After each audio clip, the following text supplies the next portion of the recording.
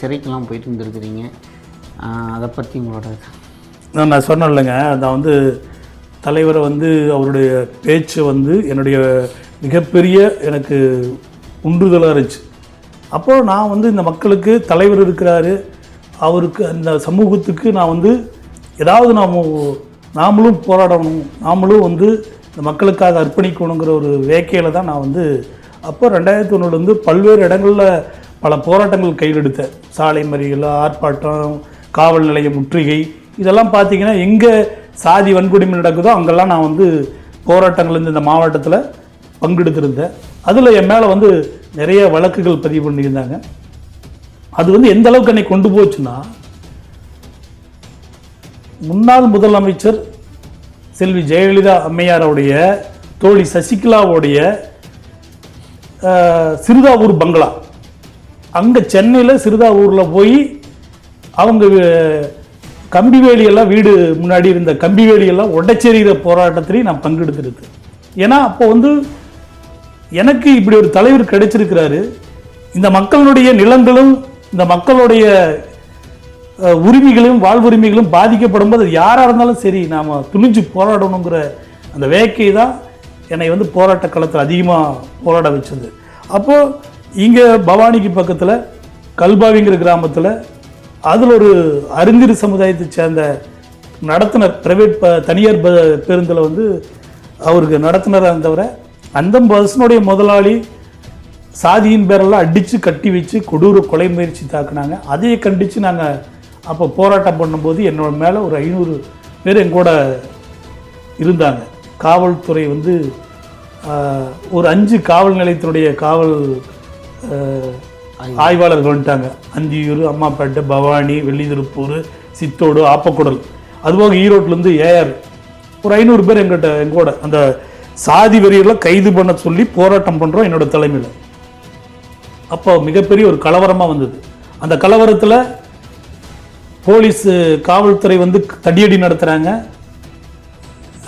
பொதுமக்கள் எல்லாம் கல்லல் அடிச்சிடுறாங்க. அப்போ ஒரு தனியார் பேருந்து உடைபடுது, காவல்துறையினுடைய பேருந்து 2 உடைபடுது, ஜீப் உடைபடுது, 10 காவலர்களுக்கு காயம்பட்டு 2 இன்ஸ்பெக்டர் உட்பட பவானி ஜிஹெச்சில் அட்மிட் ஆகுறாங்க. இதில் மிகப்பெரிய ஒரு 233 பேருக்கு மேலே வழக்கு பதிவு பண்ணுறாங்க. ஏன்னா என்னை போட்டாங்க. அதேமாதிரி பஸ்ஸை கடத்தினதாக ஒரு 18 பேருக்கு மேலே வழக்கு பதிவு பண்ணியிருந்தாங்க. 2 வழக்காக போட்டு செஷன்ஸ் கோர்ட்டில் நடந்தது, இங்கே பவானி நீதிமன்றத்தில் ஒன்று நடந்தது. அது பஸ்ஸை கடத்தின வழக்கில் விடுதலை ஆகிட்டோம். ஈரோடு செஷன்ஸில் நீதிமன்றத்தில் நடந்தது 21 பேருக்கு விடுதலை சிறுத்தைகளுக்கு தண்டனை கொடுத்துட்டாங்க. அதில் A1 நான். அதுதான் நான் அதில் அந்த வழக்கில் நான் கைதாகும் போது முத சிறைக்கு போகிறது 2004. 2004 தான் நான் 105 நாள் இருந்தேன். அப்போ எங்களுக்கு சரியான வழக்கறிஞரோ கட்சியினுடைய கட்டமைப்போ இங்கே பெரிய அளவில் இல்லை. அப்போ நான் சிறைக்கு போய் 105 நாளாக யாருமே பார்க்குறக்கு ஆள் இல்லை, வழக்கறிஞர் வச்சு வெயில் எடுக்கிறதுக்கு கூட ஆள் இல்லாத இருந்தேன். சிறைக்கு உள்ளே போகிறேன். கோவை மத்திய சிறையில் தான் என்னை கொண்டு அடைச்சாங்க. அந்த 2004 தான் சிறையை பற்றி எனக்கு என்னென்னு தெரியாது, சிறையை என்னென்னு தெரியாது. உள்ள சிறையில் போகிறேன். உள்ளுக்குள்ளே போனோன்னா அங்கே சப்ஜெயில் இருக்குது. அந்த சப்ஜெயிலில் வரவு செலவுன்ட்டு வச்சுருப்பாங்க ஒரு பிளாக்கு. அந்த பிளாக்கில் பார்த்தீங்கன்னா எல்லா விசாரணை கைது இருப்பாங்க. எல்லாம் அந்த பிக் பாக்கெட்டு, திருடர்கள் எல்லாமே இந்த மாதிரி இதை கஞ்சா கேஸு, ரொம்ப அடிக்கடி சிறைக்கு போயிட்டு வர கருப்புக அப்படின்னு சொல்லுவாங்க, கருப்புன்னு தான் சொல்லுவாங்க. அவங்களெல்லாம் உள்ளே வச்சுருப்பாங்க. அதில் வரவு செலவு நினச்சி அந்த சிறையில் முத என்னை வச்சாங்க. அதில் ஒரு கொற்றையில் பார்த்தீங்கன்னா உள்ள 3 பேர் இருப்பாங்க, 5 பேர் வைப்பாங்க. அந்த கொற்றையில் முத நான் உள்ளே இருக்கும்போது 5:30 மணிக்கு லாக்அப் பண்ணிடுவாங்க. அப்போ அச்சு சாப்பாடு எல்லாம் உள்ளே கொடுத்துருவாங்க. அதில் பார்த்திங்கன்னா உள்ள ஒரு கழிவறை இல்லை, எதுவுமே இருக்காது. பூரா பானை இருக்குல்ல, பானை மண்பானையில் தான் இருந்துச்சு. மண்பானைகள் இருந்தது. அந்த மண்பானையில் தான் அவன் விடிய வரைக்கும் நாங்கள் பாத்ரூம் போகிறதுனாலும் சரி, டூப் பாத்ரூம் போகிறதுனாலும் சரி அதில் தான் போய்க்கும். அப்போ எனக்கு அது ஒரு சிறை ஒரு பெரிய ஒரு இதாக இருந்துச்சு. அந்த கொடூரமான இதை பார்க்கும்போது நாம் வந்து திருடலை, கொலை பண்ணல, கொள்ளையடிக்கலை, எந்த தவறும் செய்யலை. நான் இந்த ஒடுக்கப்பட்ட மக்களுக்காக, சாதி வன்கொடுமைக்காக போராடினேன். நம்மளை இந்த அளவுக்கு கொண்டு போய் உள்ளே வச்சிருக்கிறாங்களேங்கிறது ஒரு தாக்கம் உருவாச்சு. எனக்குள்ள ஒரு பெரிய ஒரு வேதனையாக இருந்துச்சு. 2-3 நாள் என்னால் சரியாக தூங்க முடியல, சாப்பிட முடியல. எனக்கு பார்க்கும்போது ரொம்ப இது அருகருப்பாக இருக்கும். அதை காலையில் கொண்டு போய் அந்த ஊற்றுவாங்க. என்னை சொன்னால் உள்ளே இருக்கிற ரவுடி ஆகணும், என்னை சொன்னாங்க, நான் வந்து முடியாதுன்ட்டேன். அப்போது நான் உடனே அதுலேருந்து தான் வெகுண்டெழுகிறேன். எப்படின்னா, அப்போ வந்து கர்நாடகாவில் வந்து நடிகர் ராஜ்குமாரை கடத்திட்டு வர்றாங்க. வீரப்பன் கூட கடத்திட்டு வர்றாரு. அதில் வந்து தமிழர் விடுதலைப்படைங்கிற தமிழ் தேசிய இயக்கத்தை சார்ந்த இனியன், சத்தியமூர்த்தி, ஏழுமலை அப்படிங்கிற இவங்கெல்லாம் வந்து அதில் அந்த வழக்கில் வந்து உள்ள சிறையில் இருக்கிறாங்க. நடிகர் ராஜ்குமார் கடத்திட்டு வந்த வழக்கு. அதில் கைதாகி வந்தவங்க தான் ஒரு 6 பேர் உள்ளே இருக்கிறாங்க. உயர் பாதுகாப்பில் 11ஆம் பிளாக்கில் நடுவன் சிறையில் கோயம்புத்தூரில். அப்போ நான் விடுதலை சிறுத்தைகள் அமைப்பில் கைதாகி வந்த செய்தியை அறிஞ்சு அவங்க என்னை வந்து பார்க்கணும்னு சொல்லி என்னை உள்ளே கூப்பிட்றாங்க. அவங்களே உங்களை வந்து பார்க்குறேங்கிறாங்க. என்னை கூட்டிகிட்டு வர சொல்லி அங்கே ஆள் அனுப்பிச்சிட்டு நான் அவங்கள போய் சந்தித்து பேசும்போது தான் எனக்கு அவங்களுடைய நட்பு கிடைக்கிது. அவங்க அந்த செய்தி தெரிஞ்சு என்னை வந்து உள்ளே போய் அவங்கள சந்திக்கிறேன். கூட்டிகிட்டு வந்தாங்க. அவங்க ஒரு ஆளை அனுப்பிச்சுட்டு எனக்கு நான் போய் அவங்கள சந்திக்கிறேன். சந்திக்கும்போது இனியன், ஏழுமலை, சத்தியமூர்த்தி இப்படி இவங்கெல்லாம் வந்து என்னகிட்ட வந்து ரொம்ப முற்போக்காக பழகுறாங்க, பேசுகிறாங்க. என்கிட்ட பேசும்போது தான் அவங்க எனக்கு சிறையினுடைய அத்தனை சட்டத்திட்டங்களையும் எனக்கு கற்றுக் கொடுக்குறாங்க. சிறையினுடைய சட்டத்திட்டங்களை கற்றுக் கொடுக்குறாங்க. சிறையில் நாம் இப்படித்தான் இருக்கணும், இப்படித்தான் விதிமுறைகள் அப்படிங்கிறதெல்லாம் எனக்கு கற்றுக் கொடுத்தாங்க. அவங்களுடைய நட்பு கிடைக்குது. அவங்க எனக்கு அந்த காலகட்டத்தில் எனக்கு அயோத்திதாசர்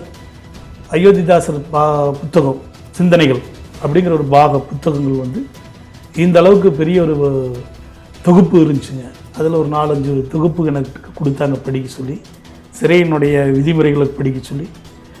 அப்போ தான் வந்து நானே வந்து உள்ள ஜெயிலரை போய் சந்தித்து, அடிஷனலை சந்தித்து, சூப்பரண்டை சந்தித்து, எனக்கு வந்து நான் சிறையில் வந்து எனக்கு தனி செல்லு கேட்டு, எனக்கு எதுக்கு எல்லாத்தோட வச்சுருக்கிறீங்க, எனக்கு வந்து இந்த மாதிரி சிறையினுடைய அனுமதிக்கப்பட்ட உணவுகள், அனுமதிக்கப்பட்ட விஷயங்களை வந்து உரிமையை கேட்குறேன். அப்போ சிறைத்துறை என்னைய உன்னிப்பை கவனிக்குது. நான் ஏற்கனவே 2001 தலைவர் வந்து தமிழ் பெயர் மாற்றோன்னு சொல்லியிருக்கிறார். அதில் வந்து 2001 எனக்கு அமைஞ்சங்கரையில் வந்து தலைவர் வந்து பெயரை மாற்றும்போது என் பேர் சிறுத்தை வள்ளுவன்னு மாற்றிருக்கேன். அந்த சிறுத்தை வள்ளுவன்கிற கெசட்டில் இருக்குது. அப்போ நான் சிறையில் போன உடனே கெசட்லேயே என்னுடைய பேர் சிறுத்தை வள்ளுவன் தான். அப்போ சிறை நிர்வாகம் என்னை பார்க்குது, என்ன வழக்கு அப்படின்னு பார்த்து அந்த அரசியல் ரீதியாக எனக்கான உரிமைகளை தராங்க. சட்டத்திட்டங்களை அங்கே போராடி கேட்குறேன். அப்படித்தான் வந்து அப்புறம் அந்த நான் சொன்னேன் பார்த்தீங்களா, அந்த தனி செல்லில் என்னை வந்து இந்த வரவு செலவு கணக்கு வைக்கிற செல்லில் வச்சுருந்தாங்க பார்த்தீங்களா. நான் போராடி எனக்கு இவங்கெல்லாம் சொல்லி கொடுத்ததன் அடிப்படையில் நான் வந்து சூப்பரண்ட்டு ஜெயிலர்ட்டி சண்டை போட்டு நான் தனியாக வேறு நல்ல ஒரு பிளாக்காக கேட்டு வாங்கி போகிறேன். அப்போது சிறையில் அனுமதிக்கப்பட்ட உணவுகள், சிறையில் வந்து உரிமைகள், சிறைவாசியினுடைய உரிமைகள் என்ன, இதையெல்லாம் நான் வந்து கேட்க ஆரம்பிச்சிட்டேன். வெளியில் இருந்தாலும் போராடுவேன், உள்ளே இருந்தாலும் போராடுவேன்னு மாறிட்டேன் நான். அப்போ அந்த காலகட்டத்தில் அங்கே ஒரு சம்பவத்தை நான் ஈடுபடுறேன். அது என்ன சம்பவம்னா, செவ்வாய்க்கிழமை சூப்பரண்டு, ஜெயிலரு, இவங்கெல்லாம் வந்து டிஐஜி, அவங்களாம் சிறைவாசிகளினுடைய குறை தீர்க்கிற நாள். அந்த நாளில் என்னை உட்கார வச்சுருந்தாங்க. எங்களுடைய பிளாக்ல என்ன கிழமை வருது? வாரம் செவ்வாய்க்கிழமை. செவ்வாய்க்கிழமை பார்ப்பாங்க. அப்போது அந்த சிறைவாசிகளுடைய தண்டனை கைதியாக இருந்தாலும் சரி, விசாரணை கைதிகளாக இருந்தாலும் சரி, அவங்களுக்கு வந்து குறை தீர்க்கிற நாள் மனித உரிமை ஆர்வலர்கள், டாக்டர்கள், இப்படி நீதிபதிகள் இவங்கெல்லாம் வருவாங்க. அந்த அதில் டிஐஜியோட அப்போ வந்து டிஐஜி எஸ்ரா இருந்தார். டிஐஜி எஸ்ரா, கோயம்புத்தூரனுடைய சூப்பரண்டு வந்து ராஜ்குமார், இவங்கெல்லாம் வந்து வந்தாங்க. நான் என்னை உட்கார வச்சுருந்தாங்க. உட்கார வச்சுருந்தோன்னா நான் வந்து எல்லோரும் ஒவ்வொரு என்னோட கேஸ்காரங்க எல்லாருமே உட்கார்ந்துருந்தாங்க. ஒவ்வொருத்தரும் ஒவ்வொரு குறைகளை சொல்லிட்டு இருந்தாங்க. எனக்கு மனுப்புவாக்கிறதுக்கு ஆள் இல்லை, எனக்கு வந்து மருத்துவமனைக்கு வெளியில் அனுப்பிச்சி விடுங்க, வெளி ட்ரீட்மெண்ட்டுக்கு அனுப்பிச்சி விடுங்க, எனக்கு பெயில் போடுறதுக்கு ஆள் இல்லை, இப்படி ஒவ்வொருத்தரும் எனக்கு வந்து உணவு பிரச்சனை, எனக்கு சப்பாத்தி படி கொடுங்க, எனக்கு பால் படி கொடுங்க, இப்படின்னு ஒவ்வொருத்தரும் குறைகளை வந்து சொல்லிகிட்டு இருந்தாங்க. நான் சிறைக்கு போய் 105 நாள் இருக்கிறேன். அதில் இடைப்பட்ட காலத்தில் இது நடந்தது. அப்போது அந்த இடத்த என்னை தேடி டிஐஜி எஸ்ரா அவர்கள், சூப்பரண்டு ராஜ்குமார் அவர்கள், அவரோட வழக்கறிஞர்கள், மருத்துவர்கள், நீதிபதிகள் இவங்கெல்லாம் வர்றாங்க. நான் எந்திரிச்சு அந்த இடத்துல ஐயா வணக்கம்னு சொல்லி என்ன சொல்லுங்கன்னாரு. எனக்கு உள்ளுக்குள்ளே வந்து அம்பேத்கருக்கு சிலையும் பெரியாருக்கு சிலையும் வைக்கணும்னு சொல்லி கேட்டேன். அவர் என்னை மேலே கீழே இப்படி பார்த்தாரு. எங்கே இருக்கிறீங்கன்னு தெரியுமான்னாரு. தெரியுங்க ஐயா அப்படின்னு. சிறைக்குள்ள தான் இருக்கிறீங்க. அப்போ இதெல்லாம் இங்கே வந்து கேட்கலாமா அப்படின்னாரு. ஏன் கேட்குறதுக்கு என்னங்க ஐயா, எங்களோட உரிமையை கேட்குறேன்னு. அப்புறம் சூப்பரண்டு, அவர் டிஐஜி வந்து சூப்பரண்டை பார்த்து என்ன கேஸுனார். ஐயா இவங்க விடுதலை சிறுத்தைகள் அமைப்புன்னாரு. அப்புறம் அப்படியா, என்ன வழக்கு? பஸ் உடைப்பு வழக்குங்கய்யா, பஸ்ஸு வழக்கு, கலவர வழக்குங்க. அப்படியா, அதெல்லாம் இங்கெல்லாம் அனுமதிக்க முடியாது, உட்காருங்கன்னாரு. அப்போ இதெல்லாம் எதுக்கு அனுமதிச்சிங்கன்னு கேட்டேன். ஏன்னா அங்கே அந்த இடத்துல ஒரு பிள்ளையார் சிலை இருந்துச்சு, மரத்துக்கடியில் பிள்ளையார் சிலை இருந்துச்சு. அங்கே நான் உட்காந்துருந்தேன் ஏற்கனவே. இதை நான் கேட்கணுங்கிறதுக்காகத்தான் நான் கேட்டேன். அப்போது அம்பேத்கருக்கு, இந்திய அரசியலமைப்பு சட்டத்தில் எழுதின அம்பேத்கருக்கு பெரியாருக்கும் சிலை வைக்க முடியாதுன்னா இதையெல்லாம் எப்படி அனுமதிச்சிங்கன்னு சொல்லி கேட்குறதுக்காகத்தான் நான் உட்காந்தேன். அப்போ அவர் என்னால் பதில் சொல்ல முடியல. அவருக்கு அதெல்லாம் முடியாது, உட்காருங்க, அதெல்லாம் பண்ணிட்டாங்க, விடுங்க, உட்காருங்க, நீங்கள் உட்காருன்ட்டு போயிட்டார் அவருக்கு. அப்போது என்னுடைய போராட்டங்கள் அந்த அளவில் இருந்துச்சு. அது மட்டும் இல்லை, 2011 காலகட்டத்தில், 2010லேருந்து 11 காலகட்டத்தில் இங்கே வந்து இலங்கை அதிபர் ராஜபக்ஷ வந்து மத்திய பிரதேசத்துக்கு வராது. அப்போ அந்த செய்தி எனக்கு நான் அதுக்கு அப்போ ஒரு சிறையில், சிறையில் இருந்த காலகட்டத்தில் அப்போ வந்து அந்த ராஜபக்ஷ இந்தியாவுக்கு வர்றதை வந்து கடுமையாக எல்லாரும் எதிர்த்தாங்க வெளியில். அப்போ நான் சிறையிலேயே என்ன பண்ணுறேன்னா உண்ணாவிரதம் இருந்தேன். எங்களோட 2 தோழர்கள், அவர் வந்து இப்போ சூலூர் காரணம்பேட்டை கோயம்புத்தூர் நிர்வாகி தங்கவளவன்ட்டு, அப்புறம் நம்ம நம்பியூர் பகுதியை சேர்ந்த தம்பி டவர் முருகன்ட்டு 3 பேர் சேர்ந்து நாங்கள் 3 நாள் உண்ணாவிரதம் இருப்புன்னு சொல்லி உள்ளே உட்காந்துட்டேன். அப்போ என்னை வந்து எங்கள் 3 பேர்த்தையும் கொண்டு போய் தனிமை சிறையில் வச்சுட்டாங்க. தனிமை சிறையில் யாரையும் சந்திக்க முடியாத அளவுக்கு தனிமை சிறையில். ராஜபக்சேக்கு எதிர்ப்பு தெரிவிக்கிறது. ஆமாம், ராஜபக்சேக்கு இந்தியா வருவதை எதிர்த்து நாங்கள் போராடுறதுனால 3 நாளாக வந்து எங்களை தனிமை சிறையில் உள்ள வச்சுட்டாங்க. நாங்கள் சாப்பிட்றதில்ல, சாப்பாடு கொடுத்தா வாங்குறதில்ல, சாப்பிட்றதில்ல. அதனால் வருவாங்க, மருத்துவர் வருவாங்க, எங்களுக்கு செக்கப் பண்ணுவாங்க, அப்புறம் உடம்புக்கு ட்ரிப்பு போடுவாங்க. யாரையும் சந்திக்க முடியாது, யாரையும் பேச முடியாது, மனு இல்லை, யார் வழக்கறிஞர் மனு கூட பார்க்க முடியாது. இப்படி ஒரு 2 நாளாக 3 நாளாக போராட்டம் உள்ளே இருந்துச்சு. இது போக பல போராட்டங்களை வந்து நான் சிறைகளையும் பண்ணணும். இப்போது வெளியில் போராட்டம் பண்ணனாலே, பிரச்சனை பண்ணாலே காவல் நிலையத்தில், அதாவது இந்த காலகட்டத்திலே கையை உடைக்கிறது, கால் உடைக்கிறதுலாம் நடக்குது, பெரிய குற்றங்களுக்கெல்லாம் நடக்குது. அந்த காலகட்டங்களில் வந்து பார்த்திங்கன்னா அதிகமாக செல்ஃபோன் கூட இருந்திருக்காது, பெரிய அளவில் தொலைத்தொடர்பே இருந்திருக்காது. இதெல்லாம் பண்ணும்போது உள்ளுக்குள்ள காவல்துறையினரோட சித்திரவதைகளும் இது இல்லைங்களா? இல்லை அவங்க வந்து அதான் இப்போ சிறை வந்து அனுமதிக்கப்பட்டு சிறையினுடைய விதிமீறல் இது சட்டவிரோதம் அப்படிங்கிறதுனால அவங்க எங்களை வச்சுருந்தாங்க. நான் ஒரு அரசியல் அமைப்பில் இருக்கிறதுனால எங்களை பார்க்குறதுக்கு எப்படி இருந்தாலும் வழக்கறிஞர் வந்து என்னுடைய வழக்கறிஞர் வந்து துரை இளங்கோண்டு கோயம்புத்தூரில் இருக்கிறார். அவர் தான் என்னை டெய்லி மனு போட்டு பார்ப்பாங்க. எங்களுடைய கட்சியினுடைய வழக்கறிஞர் அணி மாநில செயலாளர் இருந்தார். அவர் தான் பார்ப்பார். அப்போது எனக்கு அச்சுறுத்தல் இருந்தது. சிறையில் வந்து அதிகாரிகள் வந்து எங்களை மிரட்டுவாங்க. ஆனால் நாங்கள் அதுக்கெல்லாம் பயப்பட மாட்டோம். மீண்டும் மேலும் நான் இந்த மாதிரி பிரச்சனை பண்ணுவோன்னு சொல்லித்தான் என்னங்க கொண்டு போய் தனி செல்லில் எங்களை வச்சுருந்தார். தனி செல்லு தான். நான் யார் இப்போ 2000 கைதி இருக்கிறாங்கன்னா விசாரணை கைதி 2000 பேர் இருக்காங்க. 2000 பேர் மத்தியில் என்னை விட மாட்டாங்க. அப்போ சிறைக்குள்ளேயே நான் போராட்டத்தை வந்து அதிக எடுக்க ஆரம்பிச்சிட்டு, அதனால் வந்து என்னை யாரையும் சந்திக்க முடியும் தனி செல்லில் தான் எங்களை வச்சுருந்தார். இந்த காலகட்டத்தில் தான் எங்களுக்கு உள்ள வந்து நான் அதுக்கப்புறம் முதல்ல சொன்ன பார்த்தீங்களா உங்களுக்கு, நான் சிறைக்கு போன 2004 அப்போ தான் என்னை வெளியில் வாய்தாவுக்கு கூட்டிகிட்டு வர்றாங்க.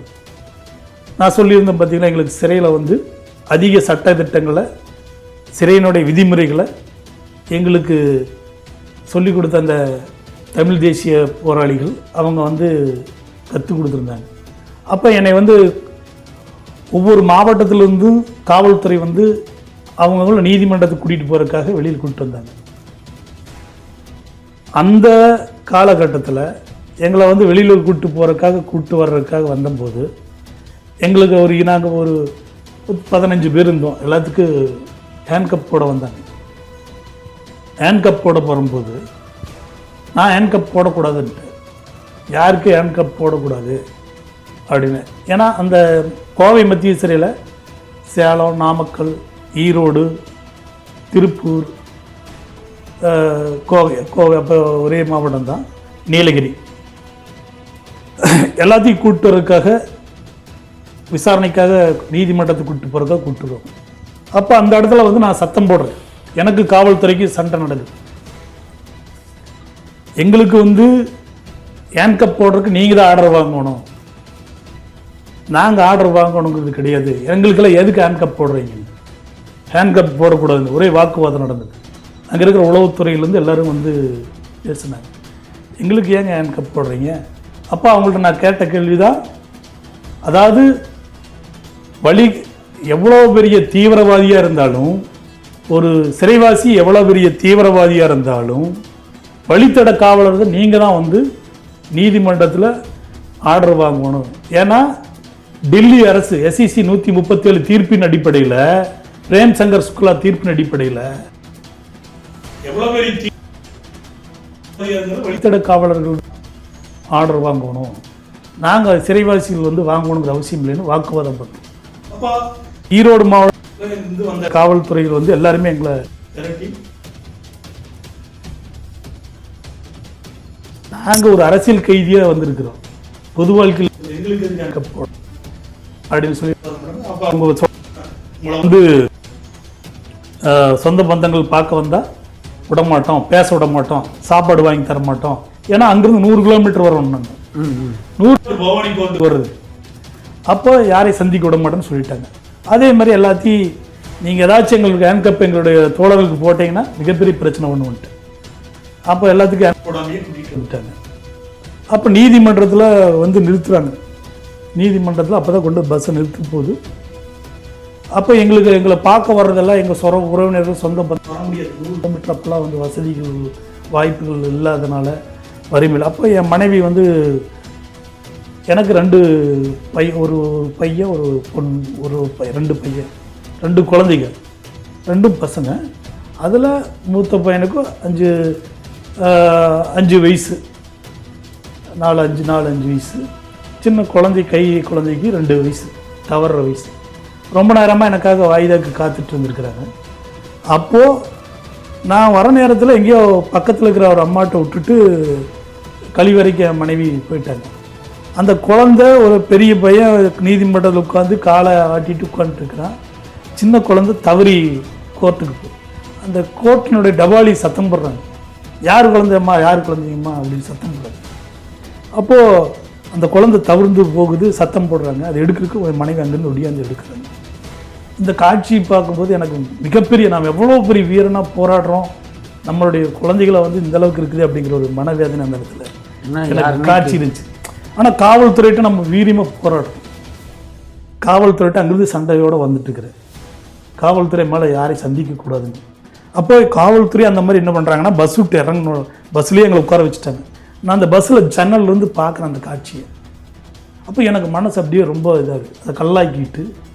அப்போது நீதிமன்றத்துக்கு என்னோடய வாய்தா, சிறுத்தை வளவன் வாயிரா சிறுத்தை வளவன் வாயிரம் கூப்பிட்டோன்னா நாங்கள் எல்லாம் அணியாக போகிறோம். 2 பக்கம் போலீஸ் நிறுத்தி உள்ள நீதிமன்றத்துக்கு போய் ஈரோடு மாவட்ட காவல்துறை அப்போ என்ன பண்ணுறாங்கன்னா,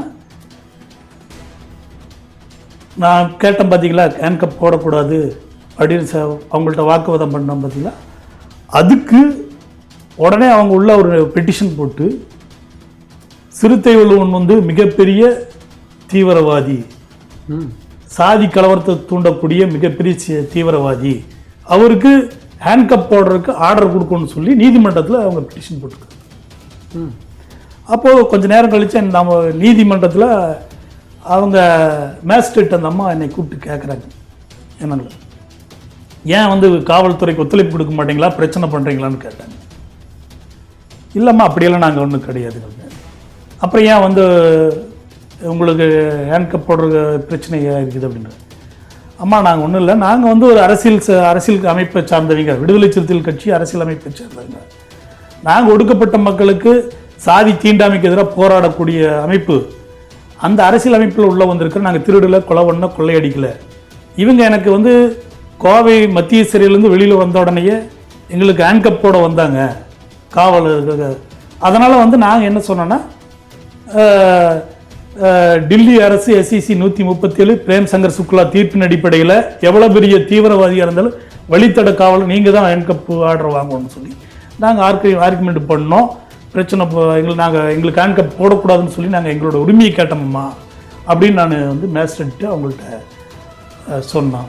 அதுக்கு வந்து அவங்க வந்து இவங்க வழித்தட காவலர்கள் வந்து உங்களை யாரையும் சொந்த பந்தங்களை பார்க்க விட மாட்டோம், உணவு வாங்கி தர மாட்டோம்னு சொன்னாங்க அப்படின்னு சொல்லி அவங்கள்ட்ட அப்படியே சொல்லிட்டேன்.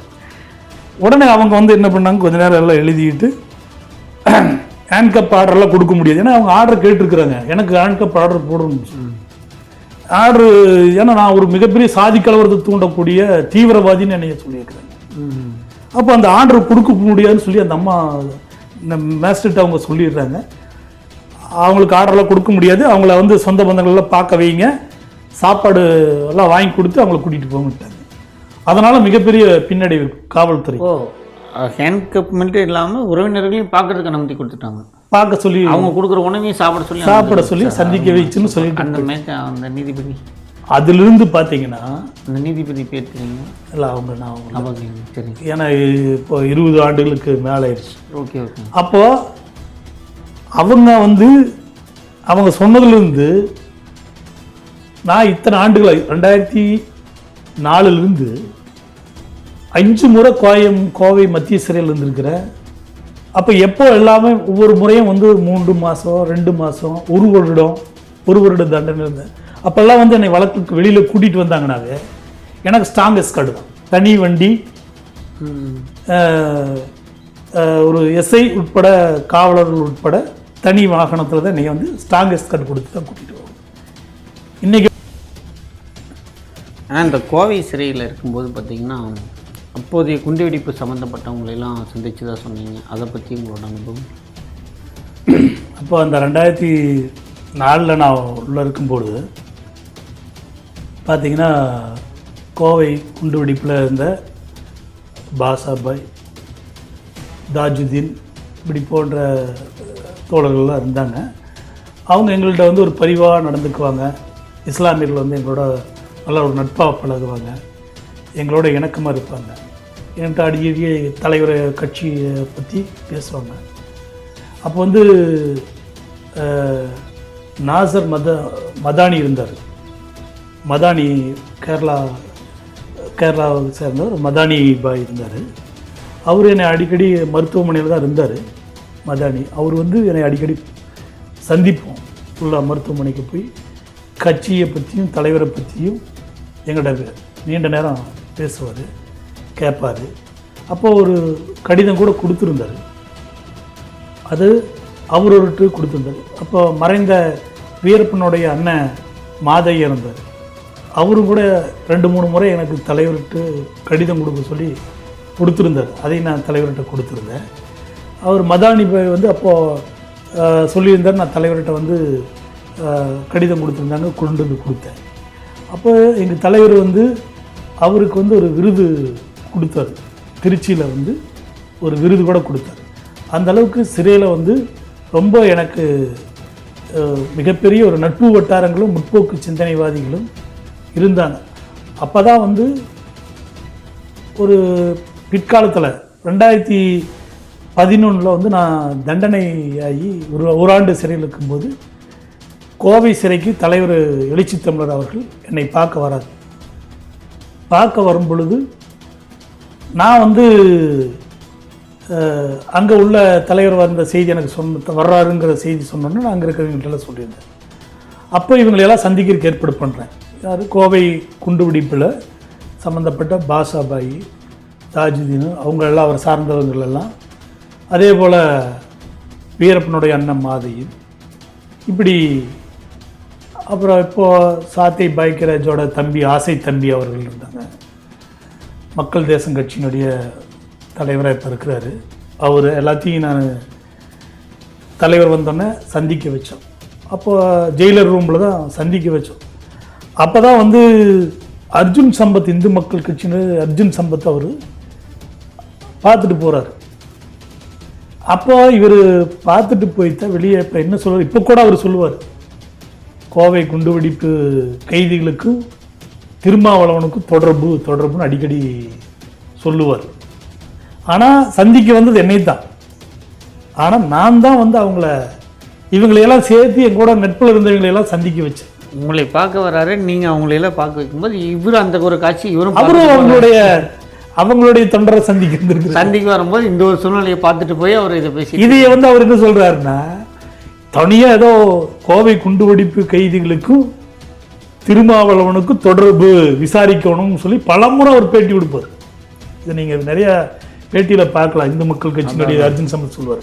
ஆனால் பார்க்க வந்தது என்னைய, நான் தான் அங்கேருந்து எனக்கு 2004 இவங்கெல்லாம் ஒரு தொடர்பு, சிறையில் வந்து எனக்கு பல்வேறு உதவிகள் செய்வாங்க, சப்போர்ட்டர் இருப்பாங்க, சட்ட ரீதியாக உதவி பண்ணுவாங்க. இப்படி இருந்ததுனால அவங்கள சந்திக்க வச்சு அவங்களுக்கு மனு போடுங்கன்னு சொல்லி எங்கள் வக்கீல் மூலமாக சொல்லி அவங்களெல்லாம் சந்திக்க வச்சு இதை வந்து வெளியில் ஒரு அவதூறாக பரப்புவார் அர்ஜுன் சம்பத் வந்து சொல்லுவாங்க. ஆனால் அவங்க இயற்கையாகவே இஸ்லாமியர்கள் வந்து சாதியின் பேரால் வந்து பாதிக்கப்பட்ட, சாதி வன்கொடுமையில் பாதிக்கப்பட்ட தலித்துகள் மீது அக்கறை செலுத்தி ஒரு இருப்பாங்க. ஆனால் இந்த அளவுக்கு இந்து அமைப்புகள் வந்து இருக்காது. இப்போ தலைவர் வராரு, இவங்களெல்லாம் சந்திக்க போகிறாங்கும்போது தலைவர் பார்த்துட்டு போனதுக்கப்புறம் அவங்களோட இதெல்லாம் உள்ளுக்குள்ளார உங்களோட தலைவர் வந்து பார்த்துட்டு போனதுக்கப்புறம் உள்ளுக்குள்ளே உங்களோட நட்பு வட்டம் அதை பற்றி பேசிக்கிட்டது எந்த மாதிரியான விஷயங்கள் மறுபடியும் அதுக்கப்புறம் ஒரு எழுச்சி வந்திருக்கும்ல. நீங்கள் அதுக்கு முன்னாடியே போராட்டம்லாம் பண்ணியிருக்கிறீங்க, அதுக்கப்புறம் உங்களோட இதெல்லாம் எப்படி இருக்கும்? அதுதான் இன்னும் வரைக்கும் என்னை போராட வச்சுட்டே இருக்குதுல்ல. அதுதான் இன்னும் எந்த தொய்வாகாத. நான் எனக்கு தெரிஞ்சு நம்முடைய மாவட்டத்திலேயே வந்து திமுகலேயே நான் வந்து 3 மாவட்ட செயலரோட வேலை செஞ்சுட்டேன். பார்த்தீங்கன்னா என்கேகே பெரியசாமி அவர் இருந்தார். அவரோட நான் வந்து அப்புறம் அரசியலில் நான் அவர் கூட்டணியில் நானும் அவரோட வேலை செஞ்சுருக்கிறேன். அதுக்கப்புறம் என்கேகேபி ராஜா அவருடைய மகன் இருந்தார். அதுக்கப்புறம் இப்போ நல்ல சீவர் இருந்தார். இப்போ 4வது நம்ம தோப்பு வெங்கடாசலம் இருக்கார். நான் ஒரு கட்சியிலேயே வந்து இந்த மாவட்டத்தில் 4 மாவட்ட சிறப்பு வளர்ந்த கட்சியிலேயே 4 பெருந்துறைக்கு உட்பட்டு வருது. ஆமாம், இதில் பெருந்துறை தொகுதிக்கு உட்பட்டு. அப்போ இது ஏன் சொல்ல வரேன்னா, ஒரு கட்சியில் விடுதலை சிறுத்தைங்கிற கட்சியில் இத்தனை ஆண்டுகளாக இத்தனை வழக்குகள் வாங்கி இத்தனை போராட்ட குலத்தோட இத்தனை பாதிக்கப்பட்டு சிறை வாழ்க்கை அனுபவித்து எல்லாத்தையும் சந்தித்து இன்னும் வீரியமாக தான் நான் போராடுறதுக்கு காரணம் எங்களுடைய தலைவர் எழுச்சி தமிழர். அவர் என்னை அவர் சந்தித்தாலே போதும், அவ்வளோதான் முடிஞ்சு. அதனால் அவரோட அந்த அவருடைய சித்தாந்தம் கொள்கையை நம்ம உள்வாங்கினதுனால தான் இன்னும் நம்மளை போராட்டத்துக்குள்ள மாறாமல் இத்தனை ஆண்டுகளும் நான் கலப்பணி செஞ்சுட்டேன். இந்த திருமா பைலகம் அதோட இது பார்த்திங்கன்னா கிட்டத்தட்ட அது அந்த பைலகத்தை உருவாக்குறதுக்காக எத்தனை ஆண்டு போராட்டங்கள் நடந்தேன், எவ்வளோ ஆண்டுகளாக அதுக்காக முயற்சி எடுத்துட்டு இருந்தீங்க? அடுத்தபடியாக அந்த பைலகம் தோன்றுறதுக்காக ஏதாவது வழக்குகள் சந்திச்சிங்களா? அதுக்கப்புறம் வந்து பார்த்திங்கன்னா இன்றைக்கி அந்த இதில் எத்தனை குழந்தைகள் படிக்கிறாங்க, எத்தனை ஆசிரியர்கள் வந்து அதில் இருக்காங்க, இப்போ அதோட சிறப்பம்சங்கள் என்ன? அதாவது